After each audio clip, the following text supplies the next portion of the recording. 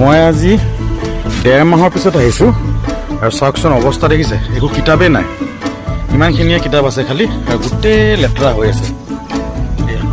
গোটেই লেতেৰা, অৱস্থাই নাই আৰু কিতাপ পাতি একো নাই। আমি গহপুৰবাসী সঁচাকৈ যদি জুবিন দাক ভাল পাওঁ, জুবিন দাই এইটো কিতাপ বহুত ভাল পাইছিলে। চ' আমাৰ এইটো কৰ্তব্য হ'ব লাগিব, আমাৰ দায়িত্ব হ'ব লাগিব যে আমি এই প্ৰজ্ঞান আমাৰ এই ষ্ট্ৰীট লাইব্ৰেৰীক আমি যাই কিবাকৈ বচাব পাৰোঁ। প্লিজ ট্ৰাই কৰিব আপোনালোকে কিবা কিবি ভাবিবৰ কাৰণে যে আমি কেনেকৈ প্ৰজ্ঞানক বচাব পাৰোঁ। দেখিছেনে অৱস্থা কি হৈ আছে।